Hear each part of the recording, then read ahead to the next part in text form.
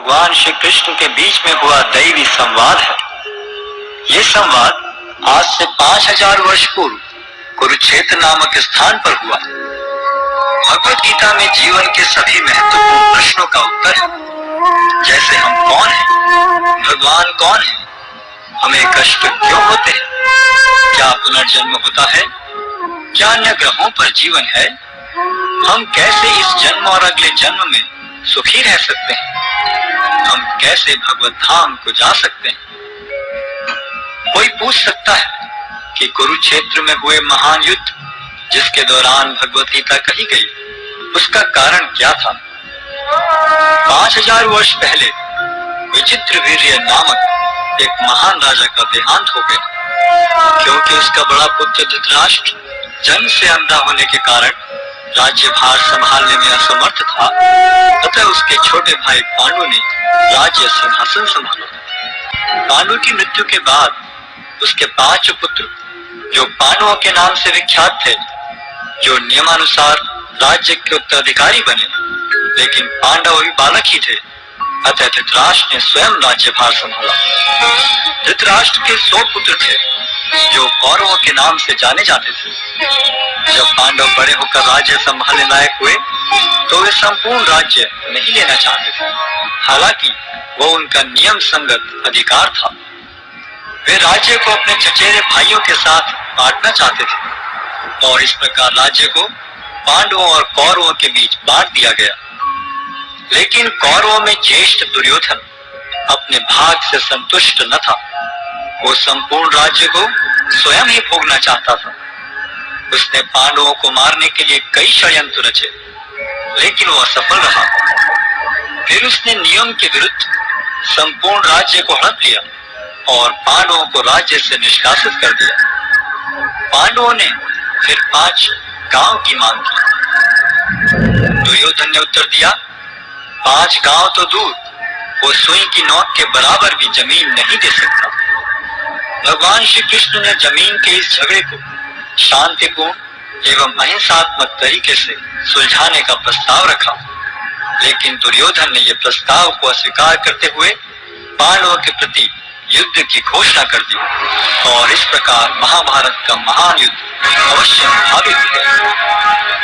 युद्ध की तैयारी में अर्जुन और दुर्योधन दोनों ही भगवान श्री कृष्ण के पास सहायता मांगने गए।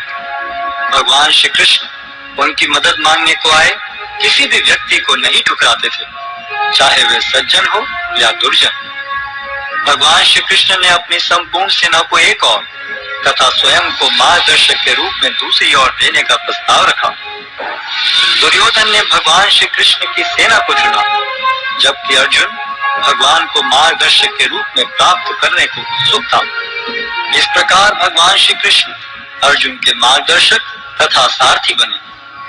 युद्ध स्थल में अर्जुन एक दुविधा में पड़ गया कि वह अपने अधिकारों के लिए लड़े, जिसके लिए आवश्यक था अपने ही स्वजनों का वध, या युद्ध भूमि से पलायन कर दुष्ट दुर्योधन को राज्य पर शासन करने दे।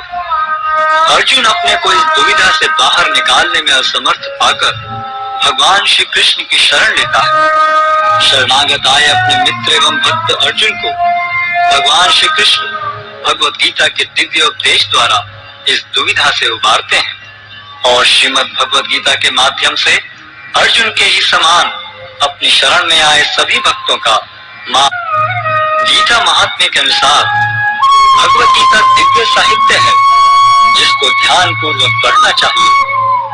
गीता शास्त्रमिदं पुण्यम यह पठेत प्रयतः पुमान्। यदि कोई भगवत गीता के उपदेशों का पालन करे, तो वह जीवन के दुखों तथा चिंताओं से मुक्त हो सकता है। भय शोकादि वर्जितः, वह इस जीवन में सारे भय से मुक्त हो जाएगा और उसका अगला जीवन आध्यात्मिक होगा। गीताध्ययनशीलस्य प्राणायाम परस्य च नैव सन्ति ही पापानि पूर्व जन्म कृतानि च। यदि कोई भगवत गीता को निष्ठा तथा गंभीरता के साथ पढ़ता है, तो भगवान की कृपा से उसके सारे पूर्व दुष्कर्मों के फलों का उस पर कोई प्रभाव नहीं पड़ता। मलिने मोचनम पुंसाम जल स्नानम दिने दिने सकृत गीतामृत स्नानम संसारमलम नाशनम। मनुष्य जल में स्नान करके नित्य अपने को स्वच्छ कर सकता है, लेकिन यदि कोई भगवद गीता रूपी पवित्र गंगा जल में एक बार भी स्नान कर ले तो वह भवसागर की मलिनता से सदा सदा के लिए मुक्त हो जाता है। गीता सुगीता कर्तव्या किमन्ये शास्त्र विस्तरै, या स्वयं पद्मनाभस्य मुख पद्मादिनिस्सता। क्योंकि भगवद गीता भगवान के मुख से निकली है, अतएव किसी को अन्य वैदिक साहित्य पढ़ने की आवश्यकता नहीं रहती। उसे केवल भगवद गीता का ही ध्यान पूर्वक तथा मनोयोग से श्रवण तथा पठन करना चाहिए। वर्तमान युग में लोग सांसारिक कार्यों में इतने व्यस्त हैं कि उनके लिए समस्त वैदिक साहित्य का अध्ययन कर पाना संभव नहीं रह गया है, परंतु इसकी आवश्यकता भी नहीं है। केवल एक पुस्तक भगवद गीता ही पर्याप्त है, क्योंकि यह समस्त वैदिक ग्रंथों का सार है और इसका प्रवचन भगवान ने किया है। भारतामृत सर्वस्वम विष्णु वक्राद्विनिश्चितम, गीता गंगोदकम पीत्वा पुनर्जन्म न विद्यते। जो गंगा जल पीता है उसे मुक्ति मिलती है, अतः उसके लिए क्या कहा जाए जो भगवद गीता का अमृत पान करता हो। सर्वोपनिषदो गावो दोग्धा गोपाल नंदनः, पार्थो वत्सः सुधीर भोक्ता, दुग्धम गीतामृतम महत्। यह गीतोपनिषद भगवद गीता जो समस्त उपनिषदों का सार है, गाय के तुल्य है और ग्वाल बाल के रूप में विख्यात भगवान कृष्ण इस गाय को दुह रहे। अर्जुन बछड़े के समान है और सारे विद्वान तथा शुद्ध भक्त भगवद गीता के अमृतमय दूध का पान करने वाले। एकम शास्त्रम देवकी पुत्र गीतम, एको देवो देवकी पुत्र एव, एको मंत्रस्य तस्य नामानि यानि, कर्माप्येकम तस्य देवस्य सेवा। आज के युग में लोग एक शास्त्र, एक ईश्वर, एक धर्म तथा एक वृत्ति के लिए अत्यंत उत्सुक हैं। अतएव एकम शास्त्रम देवकी पुत्र गीतम, केवल एक शास्त्र भगवद गीता हो जो सारे विश्व के लिए हो। एको देवो देवकी पुत्र एव, सारे विश्व के लिए एक ईश्वर हो श्री कृष्ण। एको मंत्रस्य तस्य नामानि यानि, और एक मंत्र एक प्रार्थना हो उनके नाम का कीर्तन। हरे कृष्ण कृष्ण कृष्ण हरे हरे, हरे राम राम राम हरे हरे। कर्माप्येकम तस्य देवस्य सेवा, और केवल एक ही कार्य हो, भगवान की सेवा।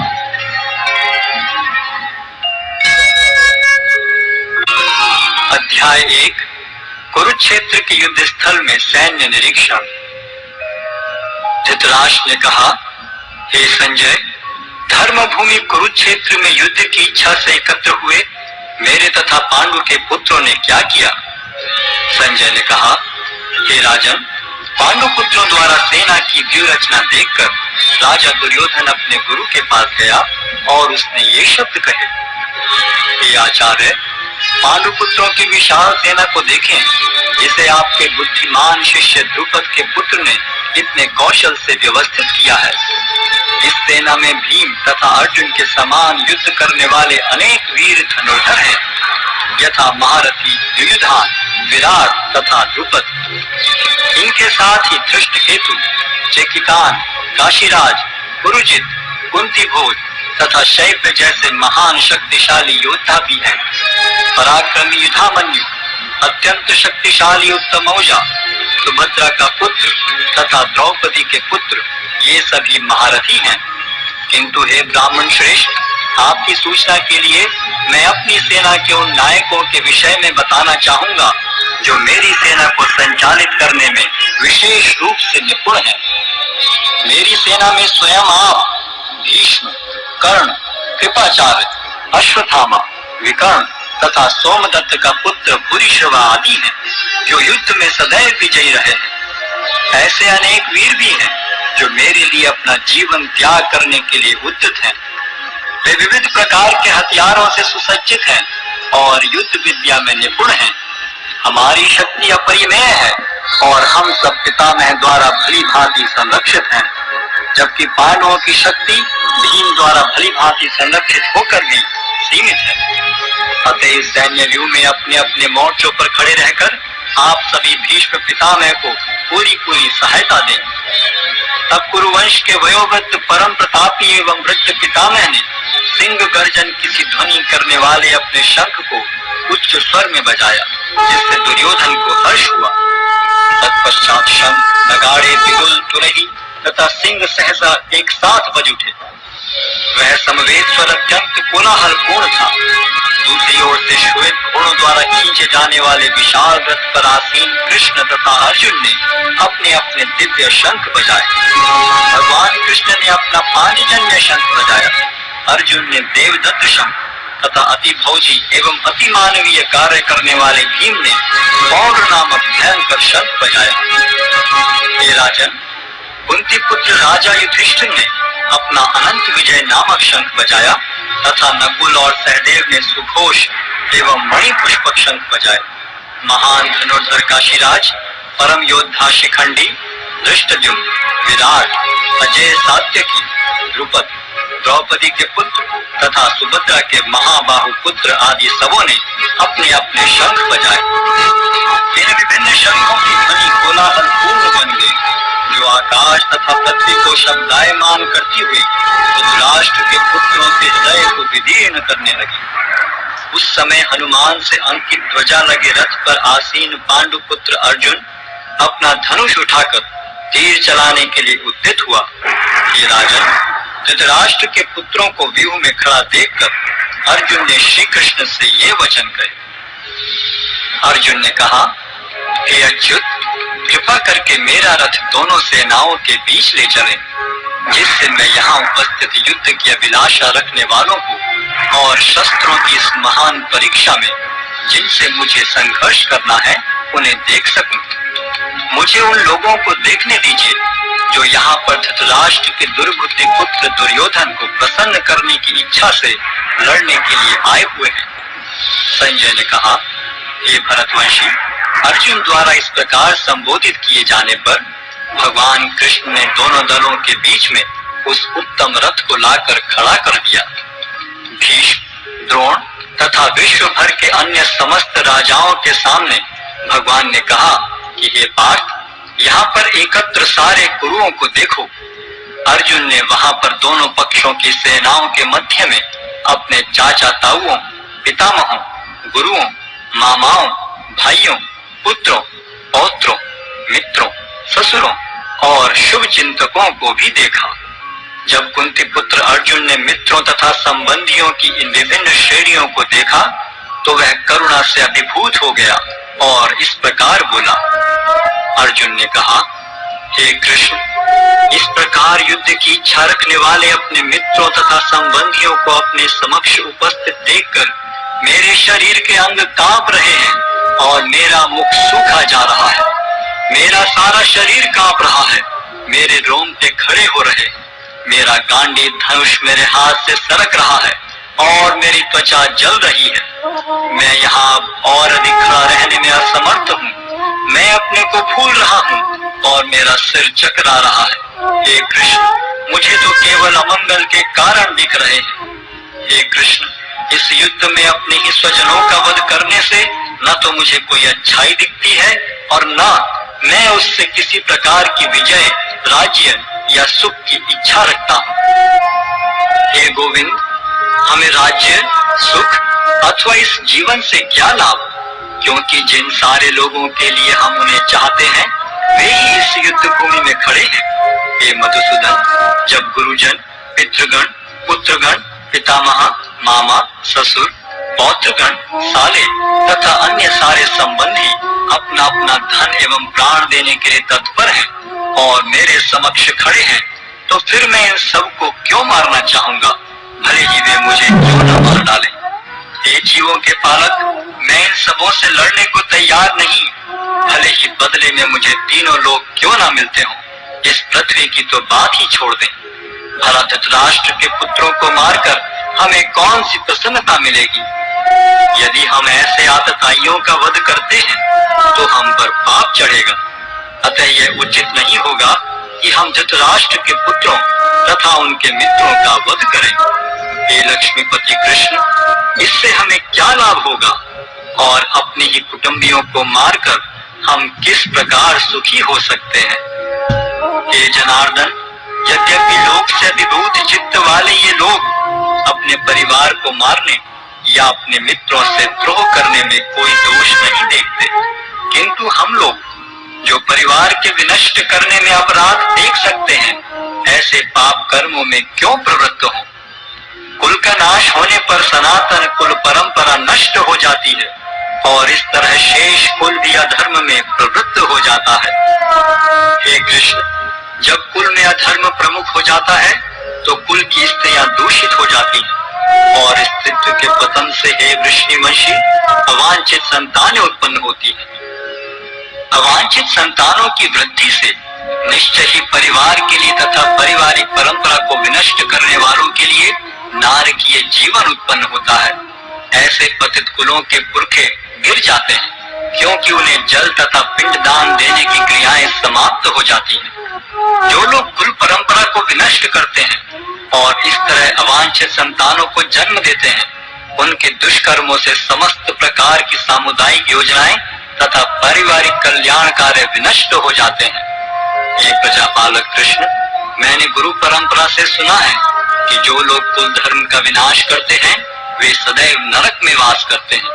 ओह, कितने आश्चर्य की बात है कि हम सब जघन्य पाप कर्म करने के लिए उद्यत हो रहे हैं। राज्य सुख भोगने की इच्छा से प्रेरित होकर हम अपने ही संबंधियों को मारने पर तुले हैं। यदि शस्त्रधारी धृतराष्ट्र के पुत्र मुझ निहत्थे तथा रणभूमि में प्रतिरोध न करने वाले को मारें तो यह मेरे लिए श्रेयस्कर होगा। संजय ने कहा, युद्ध भूमि में इस प्रकार कहकर अर्जुन ने अपना धनुष तथा बाण एक ओर रख दिया और शोक संतप्त चित्त से रथ के आसन पर बैठ गया।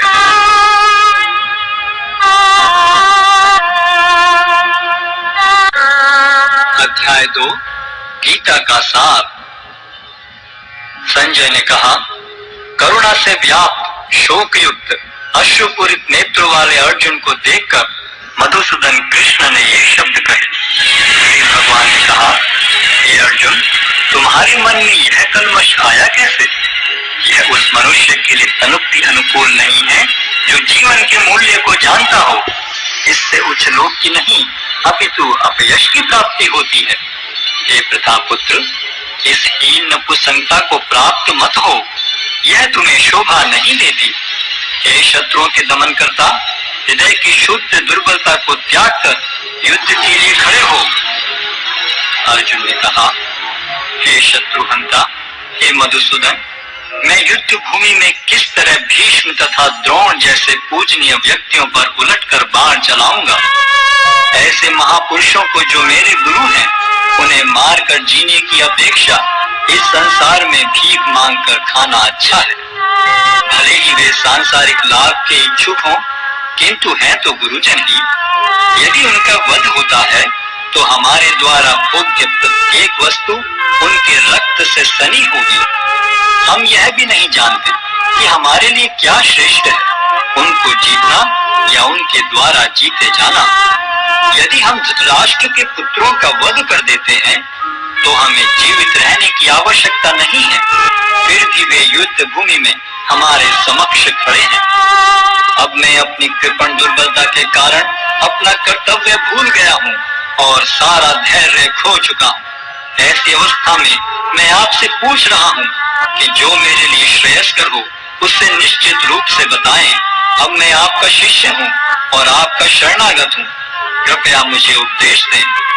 मुझे ऐसा कोई साधन नहीं दिखता जो मेरी इंद्रियों को सुखाने वाले इस शोक को दूर कर सके। स्वर्ग पर देवताओं के अधिपत्य की तरह इस धन धान्य संपन्न सारी पृथ्वी पर निष्कंटक राज्य प्राप्त करके भी मैं इस शोक को दूर नहीं कर सकूंगा।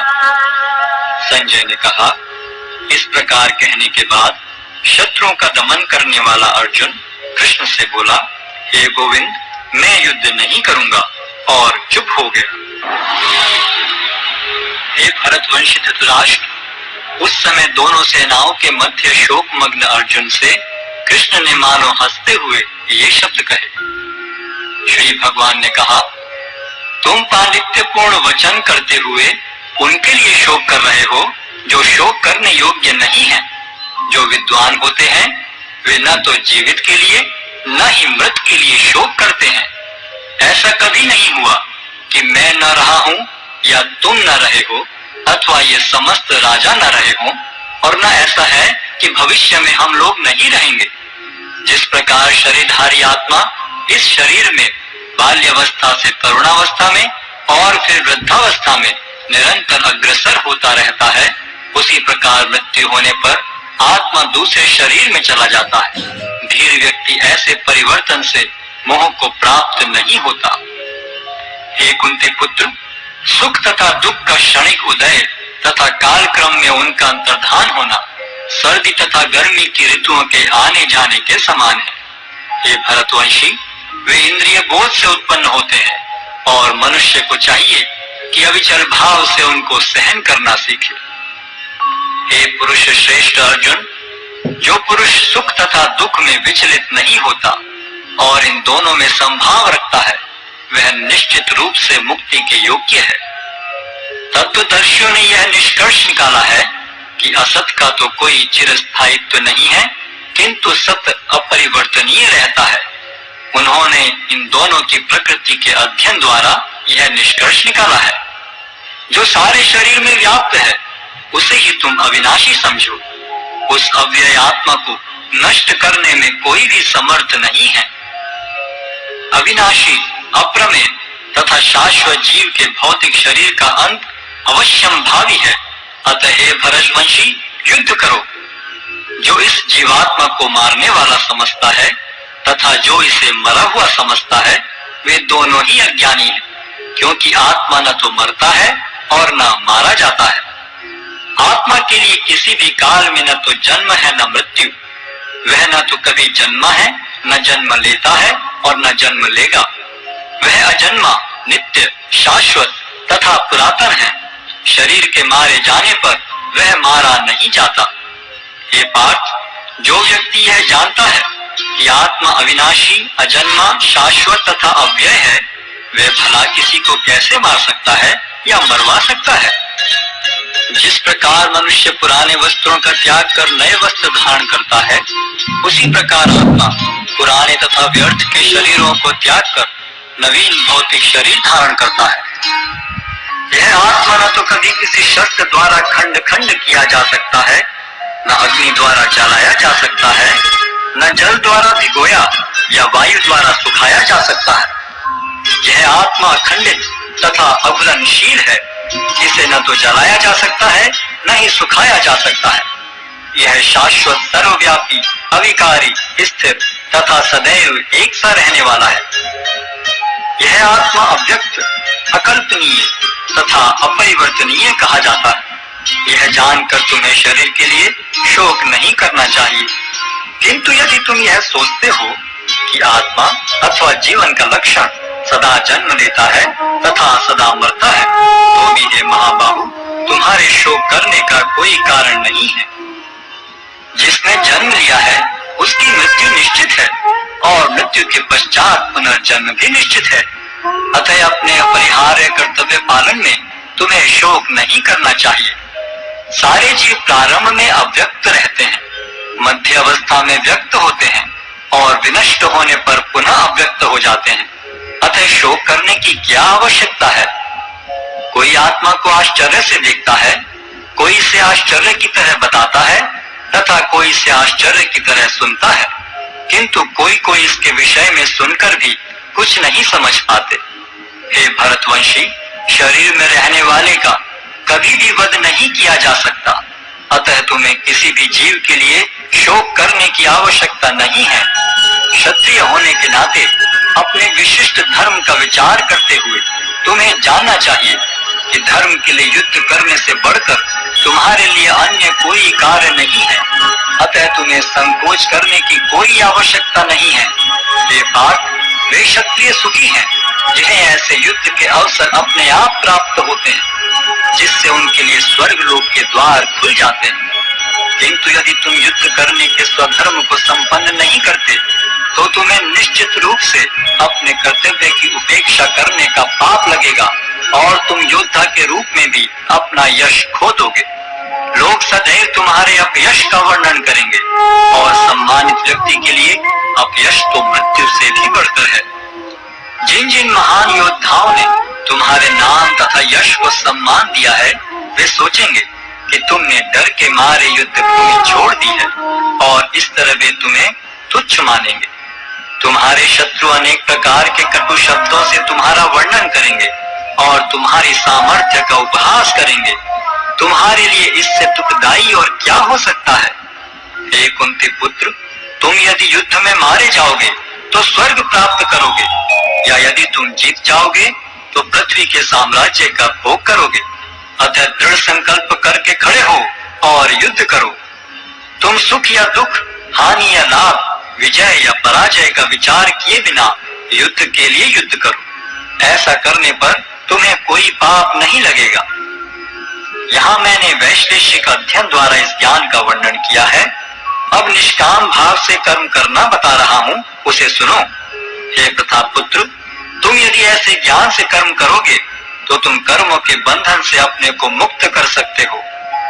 इस प्रयास में न तो हानि होती है न ही ह्रास, अपितु इस पथ पर की गई अल्प प्रगति भी महान भय से रक्षा कर सकती है।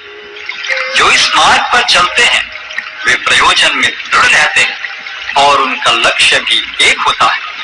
हे गुरुनंदन, जो दृढ़ प्रतिज्ञ नहीं है उनकी बुद्धि अनेक शाखाओं में विभक्त रहती है।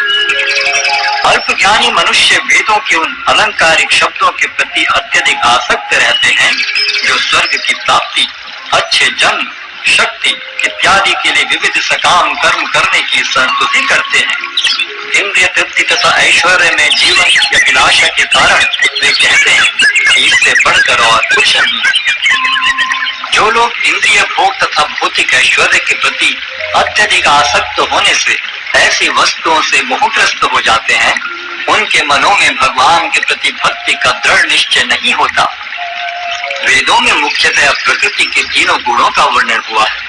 हे अर्जुन, इन तीनों गुणों से ऊपर उठ समस्त द्वैतों और लाभ तथा सुरक्षा की सारी चिंताओं से मुक्त होकर आत्मपरायण बनो। एक छोटे से कूप का सारा कार्य एक विशाल जलाशय से तुरंत पूरा हो जाता है। इसी प्रकार वेदों के आंतरिक तात्पर्य जानने वाले को उनके सारे प्रयोजन सिद्ध हो जाते हैं। तुम्हें अपना कर्म करने का अधिकार है, किंतु कर्म के फलों के तुम अधिकारी नहीं हो। तुम न तो कभी अपने आप को अपने कर्मों के फलों का कारण मानो, न ही कर्म न करने में कभी आसक्त हो। हे अर्जुन, जय अथवा पराजय की समस्त आसक्ति त्याग कर समभाव से अपना कर्म करो, ऐसी क्षमता योग कहलाती है। हे धनंजय, भक्ति के द्वारा समस्त गर्हित कर्मों से दूर रहो और उसी भाव से भगवान की शरण ग्रहण करो। जो व्यक्ति अपने सकाम कर्म फलों को भोगना चाहते हैं वे कृपण हैं। भक्ति में संलग्न मनुष्य इस जीवन में ही अच्छे तथा बुरे कार्यों से अपने को मुक्त कर लेता है। अतः योग के लिए प्रयत्न करो, क्योंकि सारा कार्य कौशल यही है। इस तरह भगवत भक्ति में लगे रहकर बड़े बड़े ऋषि, मुनि अथवा भक्तगण अपने आप को इस भौतिक संसार में कर्म के फलों से मुक्त कर लेते हैं। इस प्रकार वे जन्म मृत्यु के चक्र से छूट जाते हैं और भगवान के पास जाकर उस अवस्था को प्राप्त करते हैं जो समस्त दुखों से परे है। जब तुम्हारी बुद्धि मोह रूपी सघन वन को पार कर जाएगी तो तुम सुने हुए तथा सुनने योग्य सबके प्रति अन्य मनस्क हो जाओगे। जब तुम्हारा मन वेदों की अलंकारमयी भाषा से विचलित न हो और वह आत्म साक्षात्कार की समाधि में स्थिर हो जाए, तब तुम्हें दिव्य चेतना प्राप्त हो जाएगी। अर्जुन ने कहा, हे कृष्ण, अध्यात्म में लीन चेतना वाले व्यक्ति के क्या लक्षण हैं? वह कैसे बोलता है तथा उसकी भाषा क्या है? वह किस तरह बैठता और चलता है? श्री भगवान ने कहा, हे पार्थ, जब मनुष्य मनोधर्म से उत्पन्न होने वाली इंद्रिय तृप्ति की समस्त कामनाओं का परित्याग कर देता है और और जब इस तरह से विशुद्ध हुआ उसका मन आत्मा में संतोष प्राप्त करता है तो वह विशुद्ध दिव्य चेतना को प्राप्त स्थित प्रज्ञ कहा जाता है, जो त्रय तापों के होने पर भी मन में विचलित नहीं होता अथवा सुख में प्रसन्न नहीं होता और जो आसक्ति, भय तथा क्रोध से मुक्त है, वह स्थिर मन वाला मुनि कहलाता है। इस भौतिक जगत में जो व्यक्ति न तो शुभ की प्राप्ति से हर्षित होता है और न अशुभ के प्राप्त होने पर उससे घृणा करता है, वह पूर्ण ज्ञान में स्थिर होता है। जिस प्रकार कछुआ अपने अंगों को संकुचित करके खोल के भीतर कर लेता है, उसी तरह जो मनुष्य अपनी इंद्रियों को इंद्रिय विषयों से खींच लेता है, वह पूर्ण चेतना में दृढ़ता पूर्वक स्थिर होता है।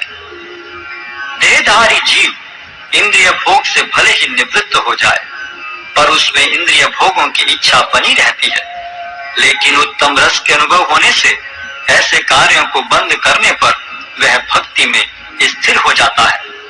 हे अर्जुन, इंद्रियां इतनी प्रबल तथा वेगवान हैं कि वे उस विवेकी पुरुष के मन को भी बलपूर्वक हर लेती हैं, जो उन्हें वश में करने का प्रयत्न करता है। जो इंद्रियों को पूर्णतया वश में रखते हुए इंद्रिय संयम करता है और अपनी चेतना को मुझ में स्थिर कर देता है, वह मनुष्य स्थिर बुद्धि कहलाता है। इंद्रिय विषयों का चिंतन करते हुए मनुष्य की उनमें आसक्ति उत्पन्न हो जाती है और ऐसी आसक्ति से काम उत्पन्न होता है और फिर काम से क्रोध प्रकट होता है। क्रोध से पूर्ण मोह उत्पन्न होता है और मोह से स्मरण शक्ति का विभ्रम हो जाता है। जब स्मरण शक्ति भ्रमित हो जाती है तो बुद्धि नष्ट हो जाती है और बुद्धि नष्ट होने पर मनुष्य भवकूप में पुनः गिर जाता है। किंतु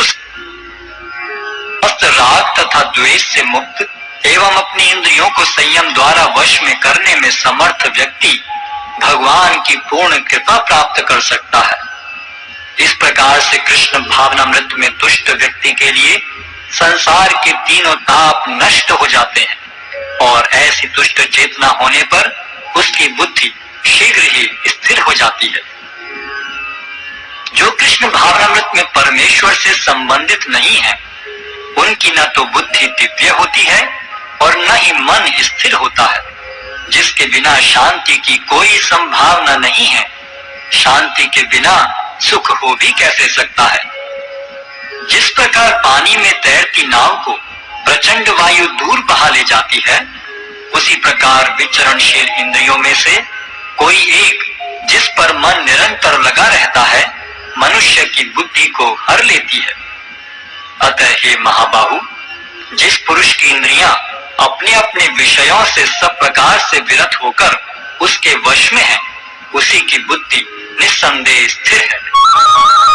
जो सब जीवों के लिए रात्रि है, वह आत्म संयमी के जागने का समय है, और जो समस्त जीवों के जागने का समय है, वह आत्मनिरीक्षक मुनि के लिए रात्रि है। जो पुरुष समुद्र में निरंतर प्रवेश करती रहने वाली नदियों के समान इच्छाओं के निरंतर प्रवाह से विचलित नहीं होता और जो सदैव स्थिर रहता है, वही शांति प्राप्त कर सकता है, वह नहीं जो ऐसी इच्छाओं को तुष्ट करने की चेष्टा करता है। जिस व्यक्ति ने इंद्रिय तृप्ति की समस्त इच्छाओं का परित्याग कर दिया है, जो इच्छाओं से रहित रहता है और जिसने सारी ममता त्याग दी है तथा अहंकार से रहित है, वही वास्तविक शांति को प्राप्त कर सकता है। यह आध्यात्मिक तथा ईश्वरीय जीवन का पथ है, जिसे प्राप्त करके मनुष्य मोहित नहीं होता। यदि कोई जीवन के अंतिम समय में भी इस तरह स्थित हो, तो वह भगवत धाम में प्रवेश कर सकता है। अध्याय 3 कर्म योग। अर्जुन ने कहा, हे जनार्दन, हे केशव, यदि आप बुद्धि को सकाम कर्म से श्रेष्ठ समझते हैं, तो फिर आप मुझे इस घोर युद्ध में क्यों लगाना चाहते हैं? आपके व्यामिश्रित उपदेशों से मेरी बुद्धि मोहित हो रही है। अतः कृपा करके निश्चय पूर्वक मुझे बताएं कि इनमें से मेरे लिए सर्वाधिक श्रेयस्कर क्या होगा।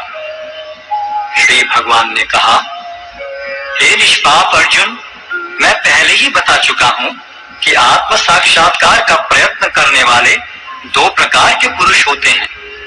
कुछ इसे ज्ञान योग द्वारा समझने का प्रयत्न करते हैं, तो कुछ भक्तिमय सेवा के द्वारा। न तो कर्म से विमुख होकर कोई कर्मफल से छुटकारा पा सकता है और न केवल संन्यास से सिद्धि प्राप्त की जा सकती है। प्रत्येक व्यक्ति को प्रकृति से अर्जित गुणों के अनुसार विवश होकर कर्म करना पड़ता है। अतः कोई भी एक क्षण भर के लिए भी बिना कर्म किए नहीं रह सकता।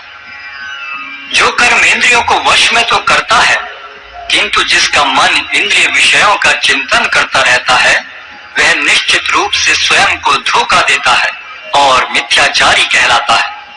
दूसरी ओर यदि कोई निष्ठावान व्यक्ति अपने मन के द्वारा कर्मेंद्रियों को वश में करने का प्रयत्न करता है और बिना किसी आसक्ति के कर्म योग प्रारंभ करता है, तो वह अति उत्कृष्ट है। अपना नियत कर्म करो, क्योंकि कर्म न करने की अपेक्षा कर्म करना श्रेष्ठ है। कर्म के बिना तो शरीर निर्वाह भी नहीं हो सकता। श्री विष्णु के लिए यज्ञ रूप में कर्म करना चाहिए, अन्यथा कर्म के द्वारा इस भौतिक जगत में बंधन उत्पन्न होता है। अतः हे कुंती पुत्र, उनकी प्रसन्नता के लिए अपने नियत कर्म करो। इस तरह तुम बंधन से सदा मुक्त रहोगे। सृष्टि के प्रारंभ में समस्त प्राणियों के स्वामी ने विष्णु के लिए यज्ञ सहित मनुष्यों तथा देवताओं की संततियों को रचा और उनसे कहा, तुम इस यज्ञ से सुखी रहो, क्योंकि इसके करने से तुम्हें सुख पूर्वक रहने